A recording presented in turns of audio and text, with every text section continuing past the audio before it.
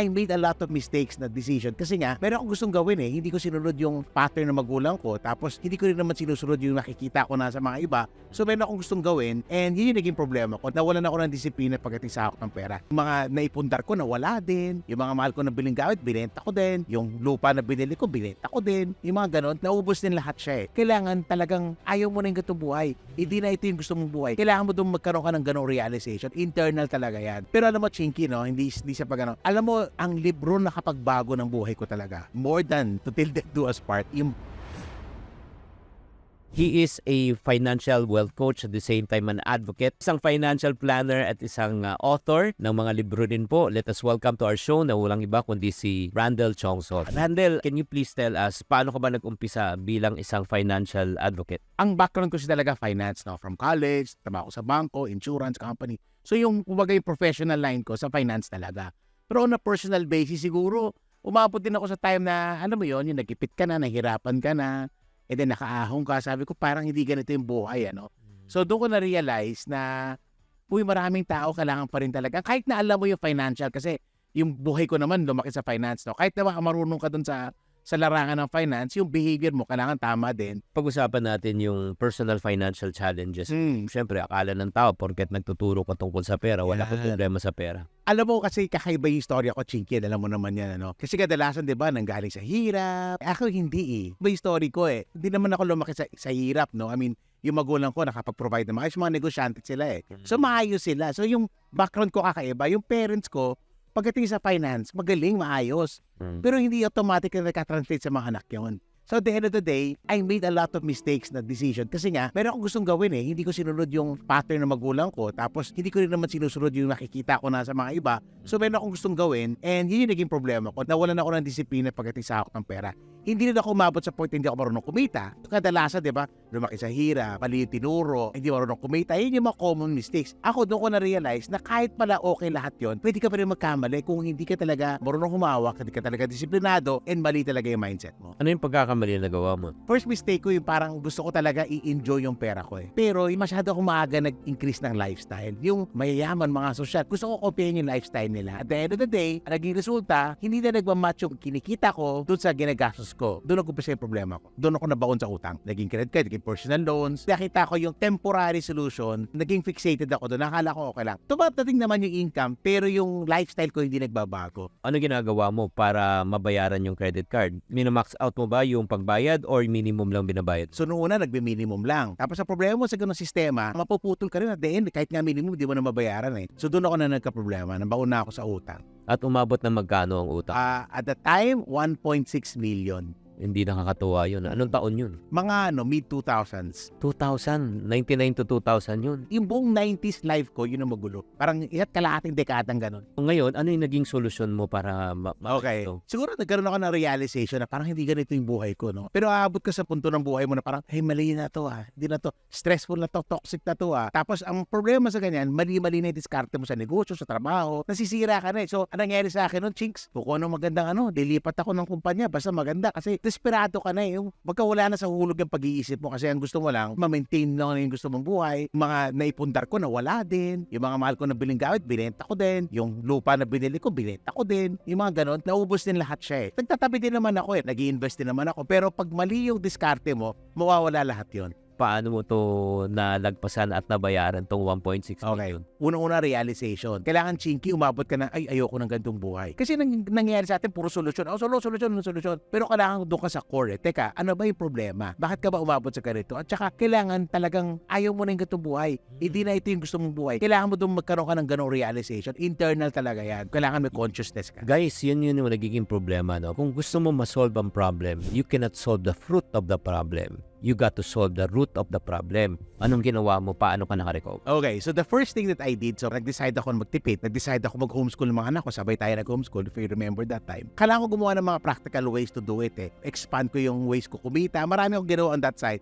And at the same time, i-attack ko na ngayon yung debt ko. Dahil nga may wisdom ka na, marunong ka lumawak ng pera. Pag kumita ka, hindi mo na nila lifestyle, di ba? Try mo, paano tatabi ko para may savings na ako, para ko bayaran yung utang, dahan-dahan. And eventually, natapos ko siya. Alam mo, Chinks, siguro natapos ko yung utang na yan in less than 2 years. Baka less pa nga, baka 1 year something. Pero habang kinikwento mo ngayon, parang madali lang pag-usapan to eh. Pero in reality, yung first step talaga ang pinakamahirap eh. Yung bawasan yung lifestyle.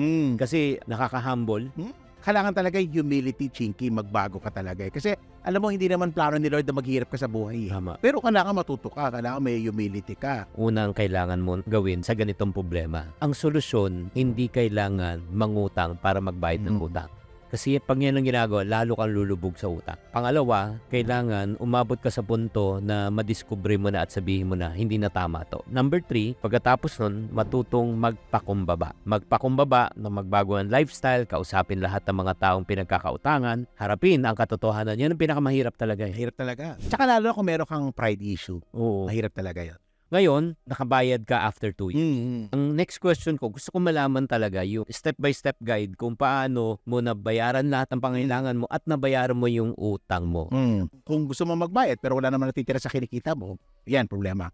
So, expense, kailangan mo bantayan. Second, yung income mo, paano gagawin mo? Kasi meron ka naman minimum requirement din sa pamilya mo, di ba? Ayaw mo naman mo ito yung mga anak mag-aral. O ayaw mo rin naman gutumin sila, di ba? So, yun yung mga ganun situation. So, pareho ko sinabayan eh. How to minimize expenses and at the same time, how to improve my income. Sabay. Improve income, manage expenses at the same time. Siguro one more than the other. Yun ang una kong strategy 1 ko. Yung step ko is improve cash flow. Second 2 is attack debt. Magkano ang nababayaran mo utang on a monthly basis? So, hindi siya fixed kasi at that time, yung lahat ng utang ko, nilista ko, tinry ko muna bayaran yung pinakamaliit from a financial perspective. Hindi, unahin mo yung mataas na interest, gano'n. Pero minsan, hindi gano'n ka-practical yun eh. Kasi doon ko na-realize na merong debt payment fatigue. Na pag bayad ka ng bayad ng utang, mapapagod ka, bumibigay, tao ka lang eh. Kasi kailangan nagpo-progress eh. Kailangan nanak off ko na to, natapos ko na to kahit maliit lang ha. Ibig sabihin, kaya ko yung next. Behavioral din yung approach ko. Doon ko na-realize, Chiki, in all this experiences, money is behavioral eh. Hindi siya mechanical. Kasi ako, guilty rin ako sa finance coach, no? Ganito, step 1, step 2, step 2. Pero hindi eh. Kailangan talaga ma-deal mo yung behavior issues. So, money is behavioral, it's not mechanical. Kaya kahit gano'ng kaganda yan ng programa mo, pag hindi na-deal yung behavior na yan, babalik ka pa rin. Yun yung na-experience ko all throughout the years. Kasi marami akong ginawa strategies. Nagwo-work temporarily, pero hindi siya sustainable until I had to deal with my behaviors. Yun nga, ang importante, yung ano yung babagay sa lifestyle mo. So ngayon, nagbabayad ka na, pakaunti-konti. Paano mo, ika nga na sinabi, ito na yung pinakahuling ano. Okay, ito naman yung maganda niyan, ano? Alam mo, nung nag-start na ako magbayad, grabe lang yung grasya ng Panginoon. Bigla na lang, out of the blue, tatawag yung collector.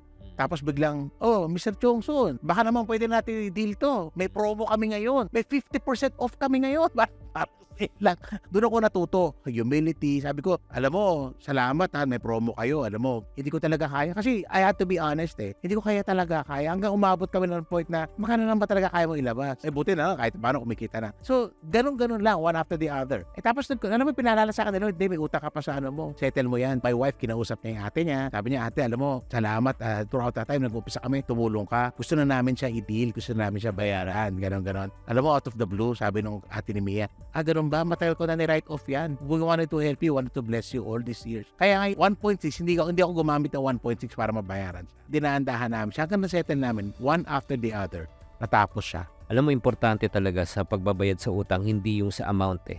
Ang importante, willing ka ba magbayad? Willing mo ba ayusin to? Doon ang umpisa eh. Right now, sige, pag-usapan na natin after that, paano ka na naka-recover, paano na naging isang matagumpay. Sobrang laking bagay yung tag-along ko sa'yo, nakikinig ako sa'yo. Minsan si Chiki, papabasa pa sa akin yung mga manuscript niya. Alam mo, laking bagay, no? I had to be surrounded by the right community, right people, right inspiration, right influence, yung mga ganung bagay. So, yun yung mga nabago sa buhay namin, pati mga anak namin. Happy sila eh. Hindi nila kailangan gumastos, hindi nila kailangan ng mahal na gamit. Kasi doon ko na-realize, kaya pala ako ganito, naiingit ako lagi. With all due respect to my parents, sobrang galing umawak ng pera. Pero feeling ko, na-deprive naman kami masyado. Doon ko nga na-realize as a parent, no, kailangan may binabalanse rin yan. Kaya kami magkakapatid, lahat kami nagkaroon ng financial difficulties eh. Dahil nga masyado kaming feeling na, masyado kami nasakan.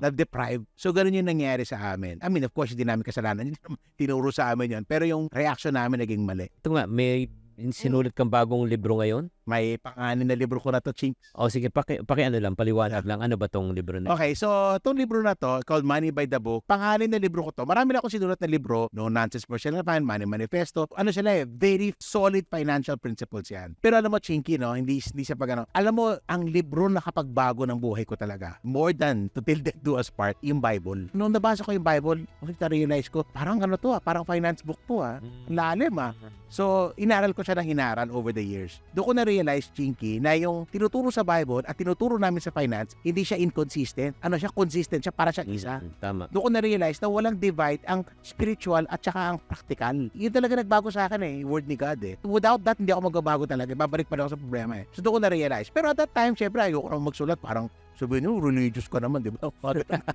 So yung medyo question ako, payapya pa ako lang. Pero for the last 10 years, itong mga na-pick up ko sa Bible, yung mga na-pick up ko sa mga preaching, maraming tao makaka-benefit nito Paano ko siya gagawin na makakatulong siya sa tao? So of course, I've done my seminars back all over the world. Yung mga Money by the Book, mga ganyan. Kasi sabi ko, time na. Pwede ko na isulat. So, paano ko siya gagawin? So ito yung naging culmination niya. Yeah. Ito Yung yung story ko, tapos eventually, step by step, pero malalim ang biblical references niyan. again, it's not how much you know, it's how much you apply. So I encourage you to really read this book. Paano nila magbabasa to? Okay, so punta lang kayo sa website ko o kaya sa Facebook namin. May mga ganun bagay. So, nasa Facebook ako, Twitter, Instagram. Yan. So, ando lang. Madali na hanapin. Madali na maghanap ng ngayon. Guys, itong again, papel lang to. I know it's paper, just like I have books. Papel lang yan. Ba't mo bibili ng papel? Hindi yung papel. It's what inside the paper. That's more important.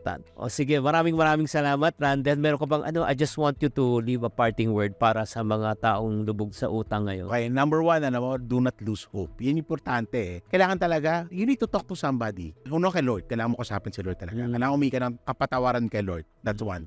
Second, humanap ka ng taong pwedeng mag-guide sa'yo. I mean, books are great. Pero minsan, baka yung taong malapit sa'yo. Pero huwag ka lalapit sa taong baon din sa utang Tama. I mean, kasi yung mga successful, accomplished people, huwag kayo matakot, mababait yan.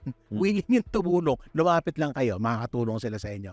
And of course, diba, kailangan lang may decision kayo talaga. Okay, maraming salamat, Randel. Thank you very much.